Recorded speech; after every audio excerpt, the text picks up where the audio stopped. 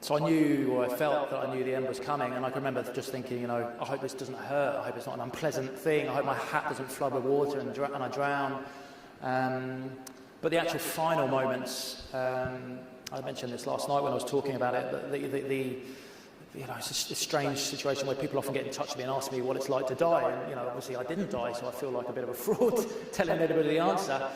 But if that is how it is, it wasn't really that unpleasant. It was a bit, I always describe it as a bit like, you know, you went to sleep last night, you know, really excited about coming in today, having a cup of cocoa, but the actual final moments when you effectively slip into unconsciousness, you don't really remember, and that's very much what it was like for me. I don't know if it was the carbon dioxide build up in the hat, but I don't remember that very final moment. It was, you know, like falling asleep. So if that's how it is when it comes, then that's okay with me, I guess.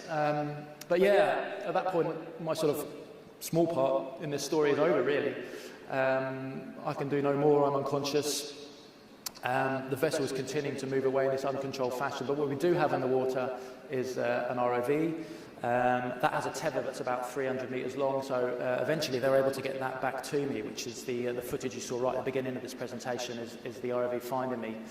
I'm going to show you a little bit more, really, not to try and, not for any macabre reason, but really just for a couple of things. You can see quite a bit of twitching going on, which we did wonder, or we have since wondered, was whether that was the result of the oxygen toxicity I was describing earlier on, the convulsions, a very unnatural sort of movement.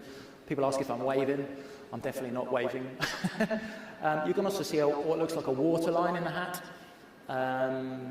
So again, that seems strange that, you know, that looks high enough to be over my nose. We do have an oral nasal in the hat, but it doesn't really sit tight, particularly if you're lying in that kind of position. So, you know, we wonder if the esophagus was shut by the, you know, for any reason. We don't really know. It's quite difficult to measure. But that sort of twitching motion and that harrowing kind of footage goes on for nearly 40 minutes. So those who, you know, I'm not going to talk too much about trauma today, but, you know, we very much feel as a team of three that we didn't suffer any trauma.